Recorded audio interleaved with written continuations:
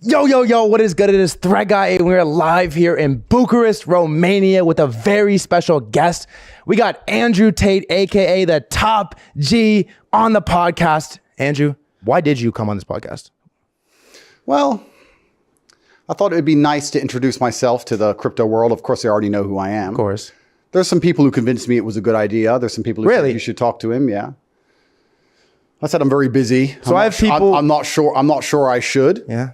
But here I am. Then I was shown all of your stupid tweets, and then I saw you retweet more stupid things. And then I'll be honest with you, I got my impression that I built of you in my head is that you're just a kid who doesn't really understand the world very well. What do you think now? You don't really know me yet. I'll re-ask it at the end. And then I thought, well, he's already here. I'll go talk to him. If he annoys me, I'll just leave. So here I am. Well, I appreciate you coming on. No problem. I'll say this. You have a very respectful team, and you were very respectful of me too. I think you should go through life with respect. Yeah. I think one of the biggest problems we have in the world today is too many people have just become comfortable with being idiots. You talked about rage bait. Yeah. 99% of streamers are idiots. They're running around insulting and abusing and pranking innocent people and playing stupid games and insulting people they don't know. I don't find any of that funny. I don't think any of that's appealing in any way. When I see these idiot streamers running up to innocent people and scaring them or insulting other people they barely know for views or all of these kind of things, I think it's extremely infantile. And I think that not too long ago in the world, it would get you hurt. And I go through the world with respect as much as possible. I try not to disrespect people because I understand where I'm from. If you disrespect people, real bad things can happen. So I'm not the kind of person who's going to sit on Twitter and just insult random people. I think that's stupid. Even if they can't find me, even if they can't get to me, even if they don't have the capability, I think God himself is watching. And I don't think God likes people who do that kind of thing. I think that you pay the price one way or another if you're going to go through life and be that kind of person. You should be respectful to everybody. I'd be respectful right up to the point I hit somebody in the face. Why wouldn't I be? That's just how I am as a person. So I think being respectful is extremely important. I think it's what the world is missing. I think it's especially what the crypto community is missing. Interesting. I think the entire world is missing respect. I think there's a lot of people with a few followers and a big mouth who perhaps because they live in a failed state like California and they live in a failed city like LA, they just go through life and they do a bit of drugs and their friends do a bit of drugs. I don't do drugs. Everyone just talks constant shit and nobody has any honor or respect anymore. And there's crack addicts everywhere and houses get robbed and rappers get shot and nothing matters. You just run your mouth, right? But if you live in other areas of the world, if you lived in Moscow or Bucharest and you were the kind of person to just talk shit on Twitter, you'd pay the price for that. You have to be a lot more careful in other places in the world. I mean, maybe if you want me to stay in Bucharest, I could stay a little bit. You're not invited to stay. Let me, you know what my favorite term of yours is? It's karmic repercussions. We've been saying that all week. Karmic retribution. Karmic retribution. See, maybe it's not my favorite. Repercussions works. It works. It's just. I just like retribution right? more. You could fill it in there. Yeah. Should we get the coffee? Yeah, let's get coffee. Why not? Let me grab it. I'll grab it for you. We'll put it on hold real quick. It's hot. Should be. Thanks, friend. Appreciate that. Thank you. Be careful. Thank you. I'll keep them too. Poisoned? No, I hope not. Well, I'll drink it first if you want. well, we'll find out. Yeah. I'm hard to kill. What's the closest anyone's ever got to killing you? Is that a weird question? That is a bit of a weird question. I'm not sure how to answer it. I mean, if somebody was competent, I wouldn't know they were up close to killing me until I was dead, right? Have you had a sip of the coffee yet? Exactly. So you have to consider these things. And you have to be paranoid and you have to always think in advance, right? If I were to walk into a room and somebody were to give me $1 million briefcase, I would instantly be worried for my life. Perhaps if you walked in a room and they give you $1 million briefcase, you'd say, yay, and you'd tweet about it and just walk out to your car like a dummy. That's how you get killed. I'd take the briefcase and I'd look around and see who else is in the room. And then I'd consider, can I get to my car alive? That's the life I've lived, right? We're all a product of the life we've lived. Mm-hmm. So perhaps people have come close. I have had incidents. Yeah. I do carry scars. My finger came off from a knife here. You can see. How did that happen? To be sewed back on. They sewed your finger back on? Yeah, you can see it. Yeah, I see it. How did that happen? It's a long story, but I got into an argument with a guy and I have to be careful what I say. And I've never told this story online before. And I'm not going to give any much more detail. But he didn't threaten me. He just stopped replying. And then it was about a week later when I was walking through a car park. Really? Yeah. That's how the real world works. All this big talk tough and tweets and internet tough guy, all this shit is not real. No, because intent in and of itself can be hindered by your own mouth, right? If you have genuine intention, the last thing you're gonna do is destroy the element of surprise. If my intention was to genuinely hurt you, I would never sit here and say I'm gonna hurt you. I'd come to a podcast. You don't have to get into details. I won't press details, but you got an argument with this guy. Who started the argument? You started it? That's a detail. You don't have to answer that. It was a disagreement. It was disagreement. Yeah. Whose fault was it? I don't think the world really works in faults. I don't think it works in black and white. It's often varying shades of gray. Okay. There's no good team in this American infantile idea of good and bad. The fact you live in LA, there's a good guy, there's a bad guy, there's a superhero, there's an evil person who's just trying to conquer the world for no reason and enslave everybody for his ego, and there's a good guy who wants to risk his life to defend. That's not how the world works. Every single war, every single conflict, there's two sides and there's two opposing viewpoints, and some of them are part right and part wrong, which makes the world such an evil place. If it was truthfully good and evil, it'd be far easier to discern which team to be on. But often it's varying shades of gray. Someone is right about a certain element and someone's right about another certain element. And this is why there's such a large disagreement, whether it's a relationship or whether it's a war or whether it's a debt or money or an argument with some guy. This is how it works. It's very often you don't have rights and wrongs. Okay. But then you go deeper down the thing. Then what's right and what's wrong? Okay, what is right and what's wrong? Right and wrong is capability, because the victor is always right. The winner is always right. Is that true? Well, of course it is, because all of our narratives we hold are based on the winner writing the history books. Right? We decided who the good guy was because the good guy won the war. A bad guy's never won a war. Well, that's because they're both bad and they're both good. And whoever wins just paints the pictures like they were the good guy and the other person was the bad guy because their narrative reigns supreme. So really good guys always win war. So then you say, well, who's right and who's wrong? If he would have killed me, he would have been right. But he didn't. But this is the reality of the world. The reality of the world is the capability for violence. And this is what makes you right. The reason the American empire gets to be right globally around the world, the reason they get to decide what happens on certain issues, the reason they get to choose political leaders for other countries and start wars and end them in a whim is because they can destroy everything. Because they have the capability for violence, that makes them right. So nothing else matters. But if he killed you, but then went to prison, got the death sentence, wouldn't you kind of be painted as right? Well, he wouldn't get the death sentence. Right and weak? He wouldn't get the death sentence in the UK. And I don't think I would be painted as right. Perhaps the world we live in, we often say we see the world as we see ourselves, right? So what you just said is very telling. You're saying that if I was murdered, I would be seen as right. Because what you're thinking is that if someone murdered me, people would have sympathy for me and I'd be seen as correct and right, potentially. Whereas I see things the other way. Okay. I see the world the way I see myself. And if I got murdered, I'd be seen as wrong.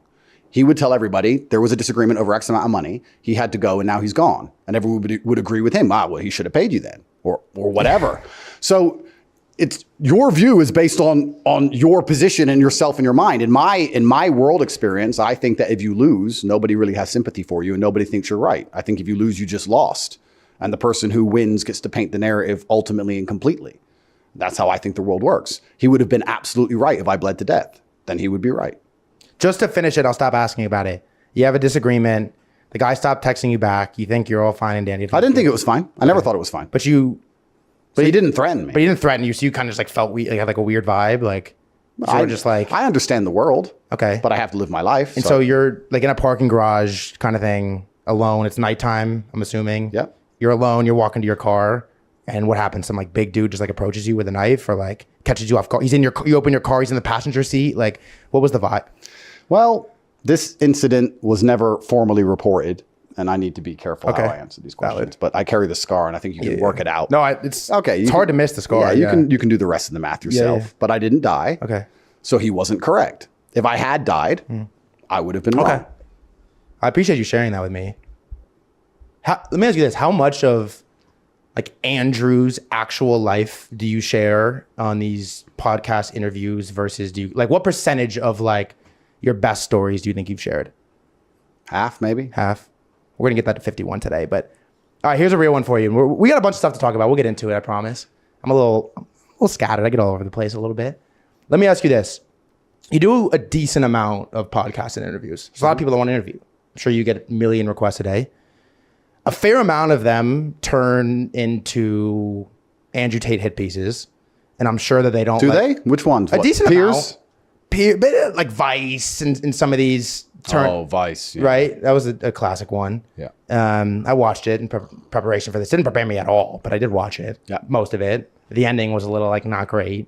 Well, they're a bunch of liberal dorks, right? They're all LA, Vice is washed. LA crew. Vice is washed. They are LA, aren't they? That's Miami, I think. Is it? I don't know. I don't know with this cesspit of leftism, this whole destroying the West garbage comes from. How do you like decide who you let interview you and not? You know the great thing about being rich? Yeah, what is that? You can just make it up as you go along. Really? It's one of the best things about being rich. You don't need to have a system, and you don't need to really have a reason to do anything. I didn't have a reason to do this. I didn't have a financial motivation. I just thought, oh yeah, definitely not. If I finished court today, I could have just turned around and just not come. You probably had a long day. Yeah, I could have just, I can leave now. I mean, I can do whatever I want, right?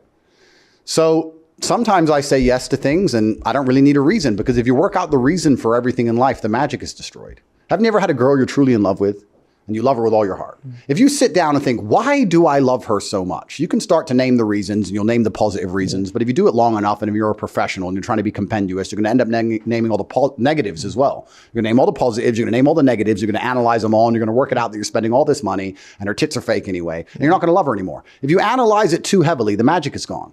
So maybe the magic of life is me just doing whatever I feel like because I have endless money. And I don't need a reason to do anything. Sometimes I talk to haters. Sometimes I talk to guys who like me. Sometimes I talk to small channels. Sometimes I talk to the biggest channels in the world. You emphasize that small channel is a little bit too heavy right there for me. Well, I mean, you're not the smallest I've ever spoken to.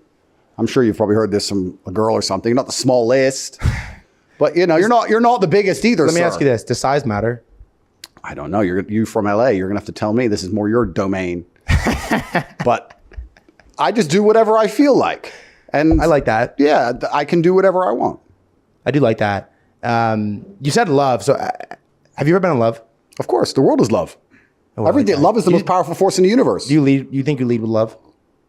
I think every man. Should you lead with love? Absolutely. Every man with any degree of masculinity should lead with love. Why else would you risk your life if it's not for love? Right? Oh, interesting. Genuinely. Why does a soldier go to fight and die for his country? Is it because he hates the enemy, or is it because he loves his country? Why does a man protect his wife? Why does a man protect his kids? Why does a man do anything? Why does a man train hard and try and make money? It's because of self-love. You have to love things or you're just an empty shell. As a man, you should be full of love. I'm often accused of being full of hate because I have ideas and I'm against certain agendas or I'm against certain countries or notions. Yeah. But that's not because I'm full of hate. It's because I love the other side. So the Matrix comes along and it tries to flip it. If you say, I love America, they're going to sit and say, oh, you're a racist or a xenophobe or whatever. And they're going to say you're full of hate, but you're not. You're full of love for something and you don't want it to change. If you love America, you don't want the demographics of America to change. You don't want the religion to change. You want it to stay the same. You don't want an open border because you love America.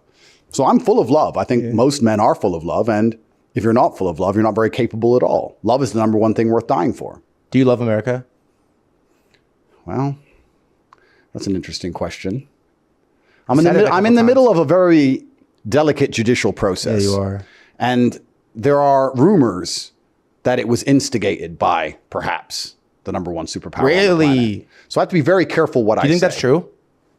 Well, no way. If you're going through life in LA with that haircut. What do you think of my haircut, by the way? Shit. Thinking that everything is just fair. Like your view of the world is just like there's a judge and there's a lawyer and there's the police and everything's just fair. I'll put this to you. People can't even play a basketball game without a referee because if there's no referee, they cheat. For a basketball game. Now you're going to talk about elections, controlling a country. You're going to talk about war. You're going to talk about some of the most famous people on the internet pushing ideas that you don't like or going against your narratives. And then you have to sit there and analyze as a professional and say, would there be some degree of cheating or snakery involved in this? It doesn't take much research to understand how governments have always worked throughout history and how they're currently working now. They want certain things done and they're not going to let their own laws get in the way.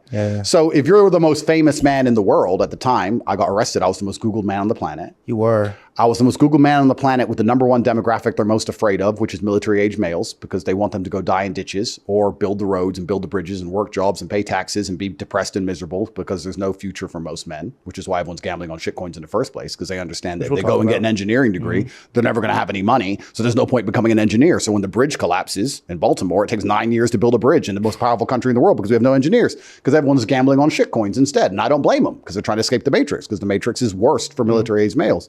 And I'm telling this to them, and they want to get rid of me. Do you think I've needed to ever have committed a crime? Do you think I've needed to have done anything wrong? Or do you think someone can just make a phone call and someone can say, just fix it?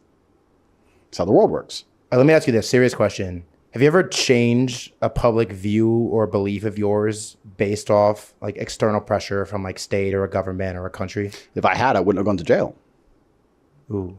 Because that's what they do. They don't pressure you they don't intimidate you with violence initially. What they do is they offer you large sums of money primarily. Most avenues to fame, to super fame, kept. Right? So YouTube can gatekeep you, your manager can gatekeep you, your producer can gatekeep you, a record label can gatekeep you, a sports team can gatekeep you. There's only certain things you can say before you end up losing your contract with whoever. Mm-hmm. And that team, that manager, whatever, those walls can be pressured into getting rid of you. I managed to become monumentally successful without any kind of gatekeeper. They kicked me off of all of the social media. It didn't work. I don't have a manager. I don't have a producer. I don't need a record label. You have a manager? No, it's all just me. So that annoyed them. And the reason they keep these gatekeepers in place is so that when they come out with certain narratives which can't be questioned, everyone shuts up, which is effectively how they get away with what they get away with. That's how the world works. So what they do with me, I can only speak from my own experiences. They come along and they say, here's $55 million. You're going to be sponsored by X, Y, Z, but you're going to have official opinions on these topics. No way. And when you say no to that contract, which infuriates them, by the way, they're not used to people saying no to money. Yeah. It's also why they're after Trump, because they can't bribe him.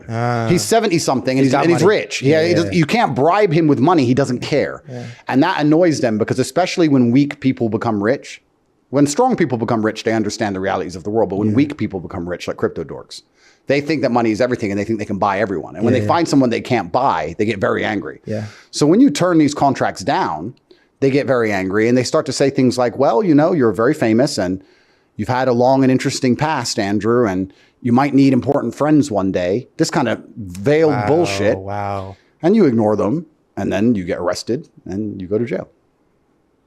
That's how it works. If I would have signed that contract, I'm sure I would not have gone to jail and I would have $55 million extra, but I would have sold my soul.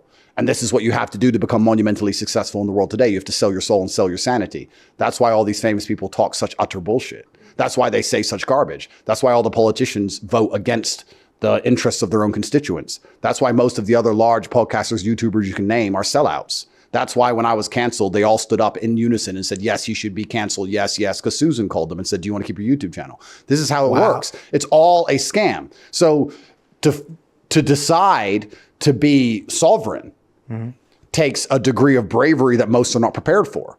After I turned that contract down, I said on every single podcast, they're going to put me in jail for something. I started saying it over and over and over. I heard it. Because I understand the world. And I knew what was going to happen. And what's going to happen at the end of this imaginary case I'm charged with, I don't know. Maybe I'll go to jail for 20 years. Maybe. But my sanity is not for sale. So do I want to sell my soul? Am I going to wear a dress? Am I going to... Have you ever worn a dress? Of course not. I'm not going to do anything stupid for the idea of my own safety. Let me ask you this, is like... the question I want to ask you, sir, is if you were in my position, what would you do? And I want you to tell the truth. Would you have taken that money and would you have certain ideas? Because you're the kind of guy who just assaults people on the internet and you don't even think, you don't operate from a frame of honor. Yeah. So I'm asking genuinely. But let me say this to you. Would you take the money and just sell your soul? So the answer is no. You're not going to believe it. I don't have $55 million. I don't have a couple, to be honest. But you know this. You understand how crypto works. I don't care about crypto. I'm asking about your soul, your honor as a man. I'm going to tell you. I'm going to give you an example. Big money moves in crypto from a lot of people that don't deserve it. If you have influence in crypto, you know this. You make a tweet, hundreds of millions of dollars get thrown around instantly, right? Money moves. So you can assume that any person that has any sphere of influence is offered like very large deals to do things that probably are not morally or ethically correct. But like, who cares? You can get away with it. Yeah. I have sort of, you don't know me very well. You know me now. We're forming a relationship. You said friend when I handed you the coffee. Have sort of had like a one non-negotiable, which is my beliefs, my values, and my ethics. And I sort of think that if you do it the right way, I've turned down, I'll be honest with you, we could pull up my bank statement. I don't have $1 million right now. I've been offered millions for many deals that I decided were incorrect, I shouldn't take. And I've sort of came with the stance that if you do it the right way, you know why you're doing what you're doing and you like stand by your values and your beliefs, you ultimately get to where you want to get to. And I believe that if I sold my soul, I probably wouldn't be sitting here on this podcast. I wouldn't be on YouTube posting this with millions. So you're prepared to go to jail? I believe I would rather go to jail than sell my soul to something, because it's like, at what cost? You sell your soul, then what's left? Well, you know what I mean? That's like, exactly right. That's what you just said. I'm repurposing it, but it's like, that's all you own. like, I don't want to go to jail. Am I afraid of jail? Like, yeah. Like, I don't want to go to jail. Like respect to you, Tristan. Like, I don't know how y'all do it, but at a certain stage, if you're offered two options and one of them is worse than jail or jail, I think you kind of only have one choice there. What's that choice? To sell your soul? It's to go to jail. It's like, which one's worse? It's funny though, because you say that, and everyone I ask that question says that. Okay. But it's interesting. I seem to be the only person who chose that choice. Do you believe that you're the only person that chose that? Well, I don't know if I'm the only one, but there's a lot of people who clearly were happy to have a member of their team turns transgender to show the kids, or happy to say whatever Susan told them to in unison with a cancellation, or happy to agree with Israel, or happy to agree with LGBT, or happy to agree with BLM. There's a lot of people who instantly sign on the dotted line in unison, instantly. And they're the same people who sit and say, oh, if I had the choice, I'd never sell my soul. Yeah. Where are they? We wouldn't be in the mess we were in if it wasn't just me and my brother doing this. The fact it's only us two, basically, and a few others standing against the system is the reason we're in the mess we're in. If you don't currently have a criminal case, you're not important in the fight against the system. If you're not currently, like myself, like Assange, like Roger Ver, like Russell Brand, like Trump, like if you're not currently going to court, you're a nobody. You're either a nobody or you're on the wrong side. That's crazy. That's the reality. You're either on the wrong side or you're on the right side, but you're an insignificant pawn on the chessboard, and they're trying to take out the kings. If you're not living with a current attempted criminal conviction. So what you're saying is, if I don't have a case active and I haven't sold my soul, I'm just insignificant? Unfortunately, yes. That's crazy. So once you get to a level of significance, they're coming. You're going to know, because they're going to raid your house. Because your ability to speak freely is directly correlated with your insignificance. The reason you can say what you think is because nobody listens. Because nobody listens? That's crazy. The second that people listen to you or care what you say, then they're gonna police your speech. So the First Amendment doesn't exist in the first place. I don't know if I should feel good or bad about that. Well, I mean, you could probably sleep easier than me. But then is your life goal to sleep? No. Like, is your life goal to be comfortable and sleep easy and not worry about the police coming and just do and make little podcasts? Or is your life goal to be remembered in one of the last periods of human history when the enslavement could be resisted? Really? Talk to me about that. Well, you have to decide what you're here on Earth for. How much time do we have left? Well, I don't know. AI is pretty scary, isn't it? It is, yeah. Don't you think it's escalating faster than the human mind ever possibly could? Tell me this, like, I feel like no one's really talking about, like, how fast and rapidly AI is getting insane. Well, I watched something Elon Musk said, and he's completely correct. I remember watching this chess game in 1997 when Garry Kasparov was defeated by Deep Blue. That's 22 years ago. That's crazy. That's 23 years ago. That the best computer destroyed the humans. That's right. And that's chess, which is supposed to be the pinnacle of, like, our phones can destroy the best chess master in the world now. Yeah. So we're going to enter a brand new era. It's going to be interesting because typically as kings and empires fall, new kings and new empires take over. So what happened in days of old when the British Empire fell, the American Empire took over. Yeah. So you'd have a human who was fallible. And when his empire falls, all his ideals and his morals and his religion falls with him. Perhaps his race, his ethnicity, everything falls with him. And a new king comes. The Ottomans can conquer Romania. They have attempted many times. And then Islam is the primary religion. And they have a new capital, and things change. But now we're going to be entering a very interesting state of humanity where as the empire falls, it's going to be replaced with technology. So I don't know what that's going to look like, because I believe that instead of a country losing its global influence and a king falling and military power waning, we're going to have some new man in charge. We're going to have the old man in charge, but he's not really in charge. And there's a server somewhere in a mountainside which knows everyone you've ever spoken to and everything you've ever said and everywhere you ever go. And it controls your money and it controls everything else. And you're just a pawn in the machine. Are you scared of that? I don't operate from a frame of fear. So I don't operate with the idea. What does scare you? Like, do you? Well, scared is not a mental frame I subscribe to. So it's not about afraid. Yeah. It's about understanding that every single government on earth wants as much power over its citizens as possible. And you can look at it from the idea of them being purely evil, or you can understand that individual liberty is not always good for the government, right? If you have an ant farm, what's good for the ant farm doesn't always have to be good for the individual ant. Perhaps that individual ant needs to die for the ant farm. So you have to decide, do you build a society which is based on the good of the ant farm or based on the good of the ant? Well, this is the big great deception because the government is trying to pretend it cares about each individual ant, but really it cares about the ant farm. Because it can't care about the individual. Of course, because it has to care about the ant farm. So when you talk about these things, why do governments want endless control? Well, because it's good for the ant farm. It'd be very good for the farm if they understood everything about every single citizen and could control every single citizen and make sure they all do what they're supposed to do. That would be fantastic for the economy. But then you also understand that power corrupts and absolute power corrupts absolutely, and they're going to use it for their own personal gain and enslave humanity, which is what humans are naturally inclined to do. And they're going to have technological help. So we're entering a very interesting stage in the evolution of history. And I think now encouraging people to think freely is more important than it's ever been. And encouraging men to be masculine in regards to they believe in something outside of themselves, which is the masculine imperative. The masculine imperative is to understand that it's worth dying for something that isn't me, which is the main primary difference between men and women, which we can talk about in a second. Okay. But I think now is one of the last periods of human history where you can even do those things, because soon we're all going to be half cyborg with chips in our brains. And if you try and think the wrong thing, you'll get an electric shock instantly and your electric car won't start. That's crazy. And that'll be it. So this is one of the last eras of free think, which is actually, it's very interesting. I think when I talk about the masculine, I think the masculine naturally oppose enslavement, any man with balls anyway, which is few and far between. But the reason that we naturally oppose enslavement is because we understand we were the ones who got murdered. If you look in days of old, if the Romans conquered the Greeks, all the military age males were killed. The women weren't killed. The women were added to harems. They were sex slaves and they had kids and they got integrated into the new tribe. Whereas the men had to die on the spot. So we're naturally more xenophobic. We're naturally more racist. We're naturally more territorial. We're naturally more opposing to enslavement. We're naturally more of these things because we understand that once those things come into power, once another power structure comes into play, which isn't us, we're going to die. Women aren't like that. Women are pro-migration and pro-liberal ideas and pro-free think and pro-LGBT, pro all this shit, because they know that it doesn't matter what happens. In the end, they just set up a sex slave and it's like, whatever. But most of them are sex slaves anyway. They're already with some guy for money and that's a crazy take. Paying their rent. So that's why they're not afraid of it. But the masculine frame is afraid of these things because once an opposing viewpoint to your own comes and they have the power, who's right? How many women's... What did I say? We're looping back to what I said at the beginning. Who is right? Damn. Who's right? Answer. It's a question. The man who can kill you is right. Yeah. Who's right? The people with the most force are right, always. So when another... who wins. Of course. Who wins is right. I've never really thought about that before. It's an interesting take, though. Well, it's the truth. This is all of history is based on who was right and who was wrong. And it's very simple. Who won and who lost.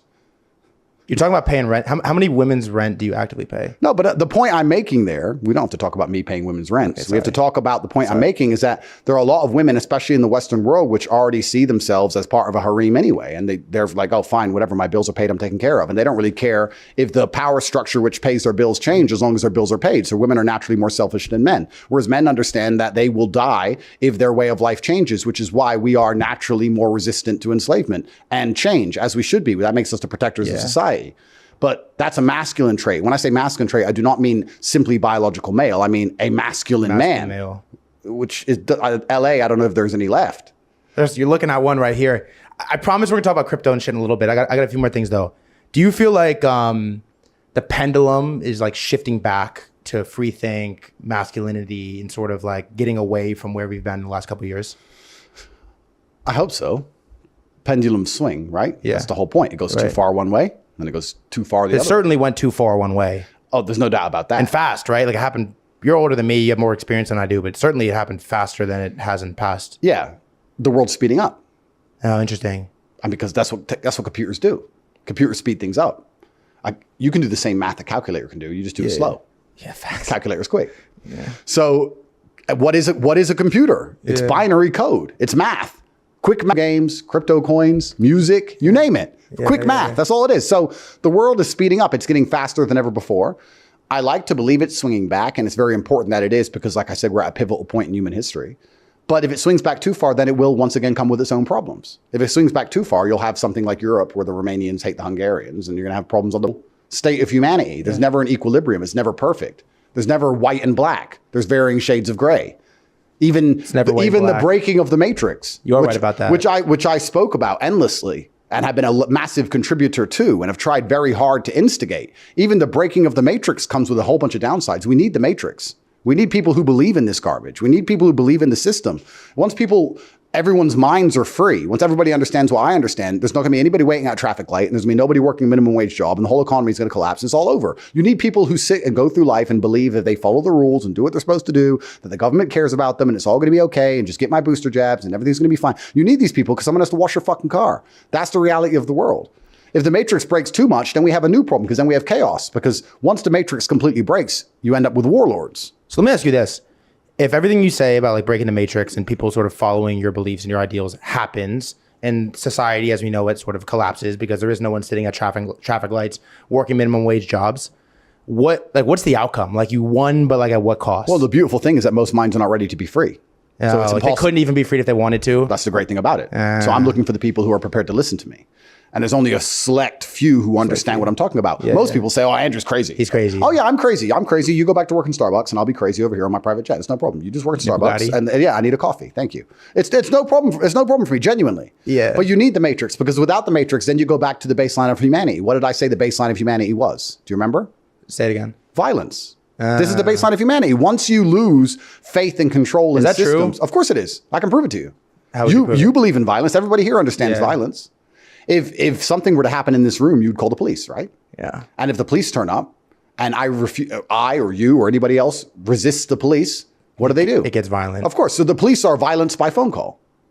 Damn. If you get a parking ticket and you don't pay your parking ticket, they come collect that shit. Well, that's right. They add more money on. You don't pay it. They say go to court. You don't go. They come with a bailiff. You resist that. They call the police. You resist that. So they put a bunch of layers on top. Yeah. But the only reason you care about the ticket in the first place is because you subconsciously know that one day it will get violent if you do not pay that ticket. Yeah. Otherwise, it will get violent. Not because you want to pay Of course. So the bottom line of everything is violence. So once the matrix completely cracks, you end up with warlords. Then you end up with opposing teams. And you have this in some countries now. You have it in Haiti. You have opposing teams. Who has the most guns? Who can be the most violent? Who will win? And who is right and who is wrong will be decided by the dead bodies on the street. Who wins? That's the bottom line of it.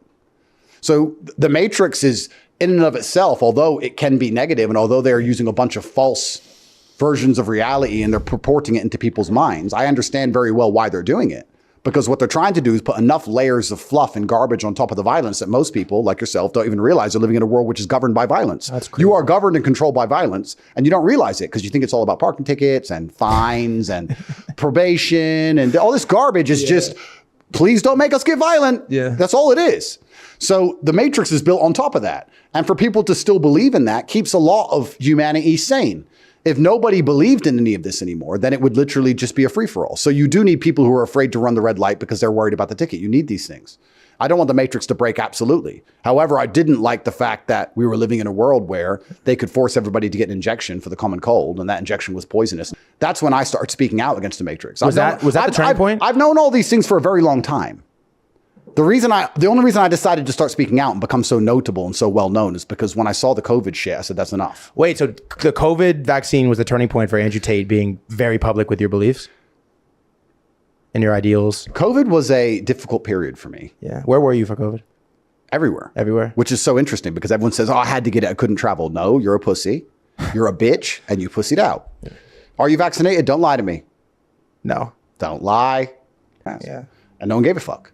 Oh, but it's funny. But the second you get out back in the real world, you want to go into a supermarket. Oh, mask, poor people, slave minds, the brokies, the poor people.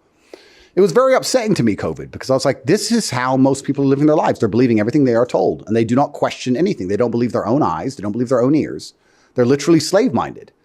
And when I started speaking up against COVID, I realized that people are slave-minded about everything. Nobody understands the realities of this earth. And then I became monumentally successful and powerful. And then I said to Tristan, we have a problem. Tristan and I had a conversation about this specifically. We were sitting at a mansion in Dubai. There was 30 girls in the pool. We had fresh watermelon and staff and a big fat cigar. And we're sitting in this $100 million mansion. Bugatti's outside. I bought a McLaren for a video. And there's all these cars outside. Tristan says to me, we've made it. I said, no, we're fucked. And he said, why? I said, life is not this easy. It can't be this easy. We've completed life. We're young, we're tall, we're strong, we're rich, we're interesting, we're famous. We have every beautiful woman. We have every car. We have a $100 million mansion. There's no way we're going to get away with this. Something's going to happen. 2 months later, we were in jail. That's how life works. That's crazy. So I was turning down the biggest podcasts in the world back then because I kept saying to my brother, Icarus, He flew too close to the sun. I'm getting too big and I'm talking too much truth. I have to be more careful or they're going to put us in jail. And I actually tried to reduce my fame. Unfortunately, when I speak so much sense, people listen. Yeah. And then I ended up in jail. And then I came out of jail and I was told by various people from various countries to shut up. And I decided that the only way out is through. And if they're going to lock me up for 20 years, then I want to go out in a blaze of glory. So I stopped. I didn't shut up. I continued. Perhaps I'm too stubborn for my own good, perhaps. Damn. But that's the world. So hey, can I be honest? Sure. I did lie. And I did get I got the first prick. But bro, I had to. Like, do you see? And it's a weird topic. No, before you continue. Before you continue, I want everyone at home to understand something. People can't lie to me. Do you understand? I don't even. I was through. I have a guilty conscience. I don't even know you. I have a guilty conscience. I don't even know you. It's a weird topic. I don't know your mannerisms. It's like an awkward I can't tell if you're lying what kind of question is that? It doesn't matter. You know what I mean? Like, it doesn't matter. I've been around. I can tell. I could smell it. Okay, but here's the thing. That's the difference between me and everybody else. I've been raised in a certain way. If you say you're not going to kill me, but you intend to kill me, I know. Let me talk though. Or let me say. Well, first of all, I feel like I can't. I have a guilty conscience, so I can't lie. So I did, but we fixed it. But it was a weird time, dude. I was fucking like 19. I was trying to go to school. I dropped out, but they were like, you can't enroll in college if you don't get this thing. Your parents look at you like you're a fucking failure if you don't go to college. You can't even go to the airport to go visit your friends across the country. Like, so let me ask you a question. Okay, go ahead. There's only two logical reasons to have gotten the vaccine. Okay. You're either stupid or you're a coward. Now, let me give you the explanation for both, and you can let me know which one you want. All right, cool. Go ahead. If you believe you need a vaccine to save you from something with a 99.9% survival rate, you're stupid. Okay. If you don't believe you needed the vaccine to help you, but you just wanted to be able to travel, and you're too pussy to find a way to travel without giving up your bloodstream to the government, then you're a coward. Okay. So you have to let me know if you were stupid or a coward. Here's the real reason. It's one of the two, sir. You have to choose. I think, can we use underinformed instead of stupid? I don't like, stupid's a harsh word. Why? Because it's like, it's stupid people are underinformed. But you said the world's not black and white, it's gray. So you're partially stupid. Uninformed. Here's why. Here's the actual reason I got it. Let's have you injected something in your arm without informing yourself. Listen to me. I feel, okay, this is going to be a cop-out. You're going to call me a cop-out for this, but I'm going to just be honest. I love my family. I do. We talked about the family vacation. Who doesn't? My dad is old, right? He's old, has some health problems, heart issues. Sure. We're in lockdown. We're in, whatever. I'm in Virginia. I'm not in LA yet. I'm not allowed to go outside. And I'm seeing friends and shit. Like, of course, I'm going crazy in the fucking house. I'm senior in high school. We can't go outside. I got a girlfriend, ex-girlfriend. Like, we can't see anyone. And I'm going out and I'm meeting people. I'm seeing my friends, whatever. And it got to the point where this was still when people were like scared of COVID. It wasn't like... I was never scared. Well, but I'm not the top G, okay? It was at the time where you didn't really know what the deal was, especially for old people. I knew. If you were old, you're not. If you were old... You think I don't know old people? Well, you do. But you kind of... I'm built different. You fell for the psyop. But you were psyop, I don't want my dad to die. You were psyop. I 100% was psyop. You were psyop. But I want my dad to die. Okay, you were psyop. But this is what's so interesting about the world. So now we can talk about another subject because you were psyop. But this is what's so interesting. All right, go ahead. This is a life lesson for everyone at home. No, this is interesting. All right, go ahead. This is why you have to correct. Do I cut this out? No. Keep it in. Keep going. This is why you have to curate your circle so heavily in life. Because if you're hanging around with men who can be psyoped, even if their loyalty to you is absolute, even if they love you with all their heart, they're worth nothing when a psyop comes along. Valid. Which is also why we can apply this to relationships. Let's apply it. You could say this to everything, right? Yeah. A man says, "Oh, I trust my wife. I love her with all my heart." I say, "Yeah, but she's a female. She loves you too, and she means it when she says it. Of course she does, and she's loyal to you because she loves you. Yeah. But she's a female. She can be scared. She can be intimidated. She can be psyoped. Things can change. Yeah. When she sits in front of a police interview, and they tell her that you're going away for life." And that she's going to go with you unless she signs that paper. She will sign it because she's self-interested and she'll just go and be someone else's sex slave. That's what she'll do. And she'll just move on and leave you to die. That's the reality of the world. Yeah. So what you're actually advertising to the world right now, and I hope you do not cut this out, sir, is that your friendship is worth nothing. Because you can be psyoped into the other team near instantly. You are probably the kind of person who was mad at the unvaccinated. People like me who were refusing to get vaccinated while traveling the entire world. You have to understand. No, what's crazy is this. Have you looked in the mirror? Have you looked in the mirror and looked yourself in the eye and felt deep shame for aiding the government in one of the largest psyops of human history, for enslaving people to the point where they missed the deaths of their grandparents? You should feel ashamed. So listen to me. I think it's my biggest regret, my biggest life regret, because I think, we'll talk about it. because I think when it happened, I was psyops because I was underinformed. I was kind of like I was in high school. I was still like, I hadn't really done anything yet. Didn't really know how to think for myself. Kind of was psyop by family, friends, whatever. But like deep down, you knew, like I'm sitting in that park, like afterward, throwing up afterwards, like, deep down, like I should not, this is a bad idea. I should not do this. I did it anyways. And I think it was important though. Like it was an important character development. Well, what lessons have you learned? Let's talk about the lesson that I learned. I think I learned how to think for myself afterwards. Yep. Because I think I walked out of that place and I knew, you know when you do something wrong, whether it's present in that moment or not, you know. Like I have a guilty conscience. I have a really strong gut feeling. And I walked out of that shit and I was like, I just fucked up, like bad. I know this is wrong. I had the fucking disease before I got the shot. I was fine. I had a fever for 2 days. I was fine. I walked out of that place and I knew I did a bad thing. But I knew I did a bad thing because it was like a lack of like knowledge. Like I didn't take the time, because here's the reality of it. I didn't want my father to die. I was definitely persuaded heavily to get this thing. But at the same time, like if it was a matter of life or death, I could have not done it. Right? Let's just be real. I'm being honest. I could have. Of course. So I think I left that. And it's funny because right around the time that happened was when I dropped out of college, came on crypto Twitter, started making some money, started doing podcasts, doing spaces, thinking for myself, like working, actually trying to level up and improve myself. I think like that was like a specific moment that I could point to where you sort of like look in the mirror and you were like, you are like not good enough. You were incompetent. Like you need to figure it the fuck out like right now because this just happened. It's your fault. You can't really blame mom. You can't really blame. At first I did. I'm like, Mom, you made me do this. But she didn't really. She cares about her husband too. Of course. Well, you took responsibility, so you learned about that. I did. I took responsibility for it. That's good. It was no one else's decision but mine. Yep. And I think like that was like the moment. Like if we looked at like a timetable of my life, there's like a moment where I'm, this whatever I'm doing, what I'm doing, and then you like break out of the matrix, whatever it is. Well, that's fantastic. And that was like the moment where my life changed. Well, undeniably. That's fantastic. Undeniably. Good. So it happened. I can't take it back. It's a weird topic. I don't like saying it because it's like a weird, especially now. Is it because you have like 10 years left? Is that why? Potentially, or I'm infertile.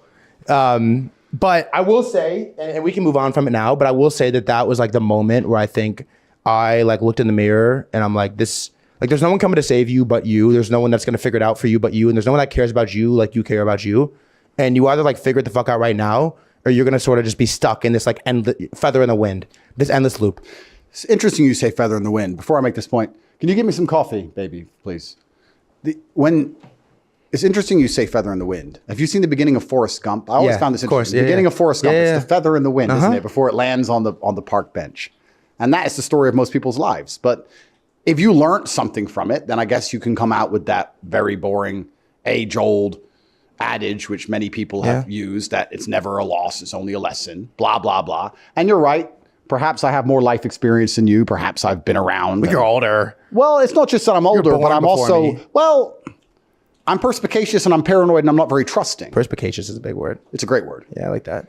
I mean, I find it amazing that anybody fell for it in the first place at all. Yeah. If I came up to you and said, hey, you need this hamburger for your health. Protein's good for you. You'd say, I'm not really hungry. You need to have it. If you don't have it, you can't leave your house.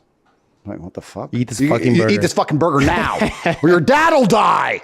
You'll be like, you know what? I don't really trust this burger. Why does he want me to eat this burger so bad? Now, perhaps it's just my upbringing. Perhaps I was raised on the streets where I understand nothing is free. You go to the government and you say you have cancer. They don't give a shit. But if you have the common cold, they want to give you 8 injections and will do anything to get it done. Oh, come on, bro. I've been around. I'm not a dumbass. But anyway, I'm glad you admitted it. It's actually, no, my tone towards you is going to change. Yeah. Now. Well, I'll say this. You admitted you lied. I respect that. I respect that, sir. I appreciate that. I knew you lied because no one can lie to me. But I'm glad you admitted it. Yeah. I'll be 10% nicer. So 110? All right, let me say, this is the last thing I want to ask you, and I want to talk about some crypto stuff. I was listening to a podcast you did not that long ago, and I don't really want to talk about the trial and all of this. Yeah, it's boring. But you had a take that I thought was interesting. I never heard anyone say it before. And it was basically like, if you're rich, financially rich, and you're not prepared to go to jail, like your life is not set up where you can go to jail and your people can be protected, your kids, your women, whatever it is, correct, you're poor. Yep. And my question for you is, how do you prepare for jail? Well, once again, I'm in an interesting legal predicament. But this actually ties back into what we were saying earlier about selling your soul. Because you don't own anything else. I don't think many people at home actually understand that they don't own anything.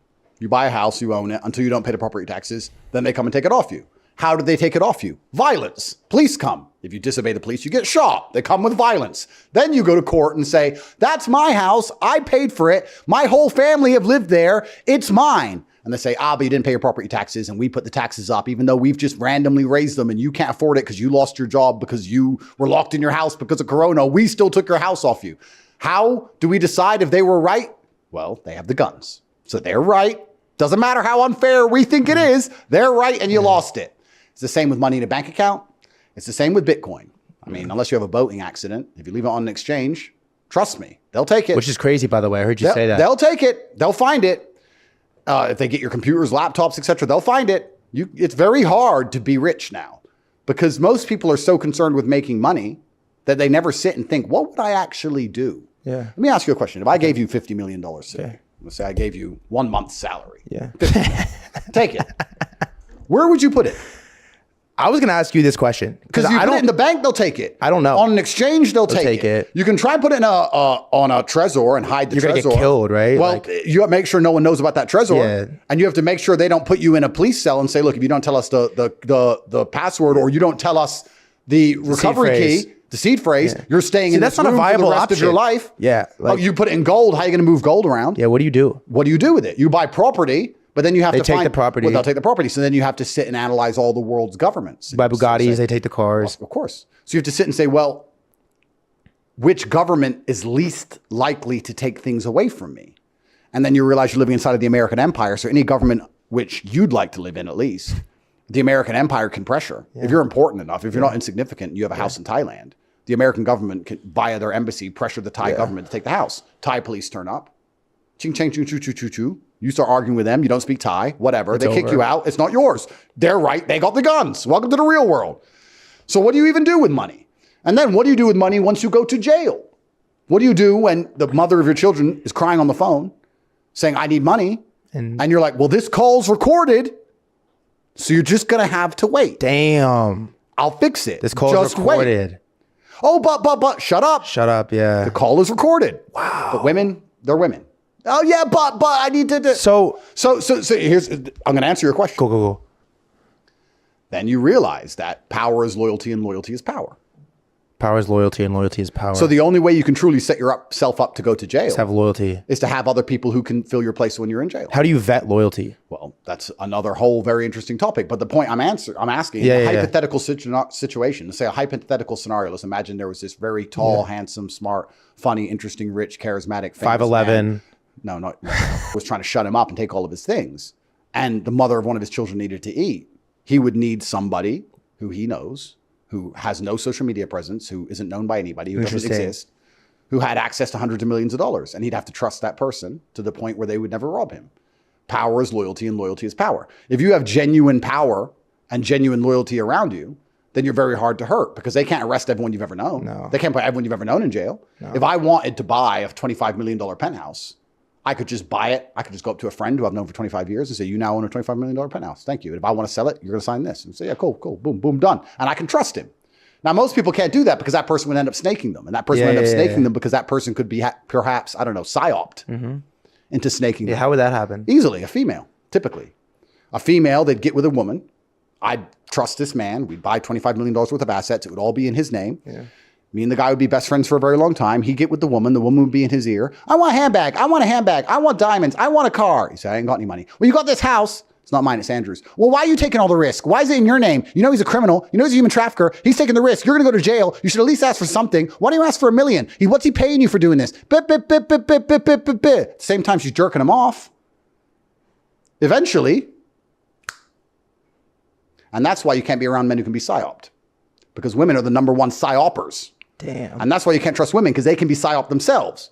This is the exact point of life. So you have to find men who are rigid in their mind state and loyal to honor and dignity and mission and creed above all things, which is so difficult to find. But if you do have those things, you're near impossible to hurt. For example, in this hypothetical scenario, this man's house could be raided and they could take all of his gold and his diamond watches and all of his money and seize all his bank accounts and all his 25 supercars and all his properties globally, and they could take everything. And then he'd get out of jail and have 25 new cars in a week. Be interesting how that could perhaps happen. But that would be down to having true loyalty around him. But birds of a feather flock together, right? Ooh. So you're never going to have true loyalty if you're not truly loyal yourself. You're only going to be around men who are prepared to die for you if you're prepared to die for them. This is why you look at the most powerful street gangs and mafias on the earth. They don't have to be rich and important. They can just be guys on a street corner. But if they're loyal to each other and ready to die together, they run that street corner. That's it. Loyalty is power and power is loyalty. So this is the bottom line of it. So you can't go through life what most people do now because they're selfish, which is a feminine trait to be selfish. They say, I want men around me I can trust, and I want men around me who would die for me, but I don't want to die for them. Well, that's not real. There's no light without dark. If you're prepared to make the sacrifice for them, they'll make the sacrifice for you. The reason I have people I can trust on that level is because they know that if me and them were walking down the street and 20 men with blades came up, we would die together. That's the decision we made. So when I'm in jail, I know that everything's going to be okay. That's how you set your life up. There's no other way to do it. If you want to be alone in this world, it's always ever been a band of brothers against evil. It's never been anything else. You can go to a point in human history. Sooner or later, it got to a point where it was you and your boys, either your gang, your army, your team, whatever, against them and their boys. And whoever was right was the one who won. And that's all it's ever been. It's all it's ever going to be. That's what it comes down to at the end. Whoever's right is the one that won. That's right. And the government's going to come for, it came for me. If you continue on this path, if you manage to become successful one day, they're going to come for you. And you have to sit down and ask yourself and look in the mirror and say, if they came for me with the full force of the most powerful government, pay my bills, who would take care of my woman, who would pay for my kid,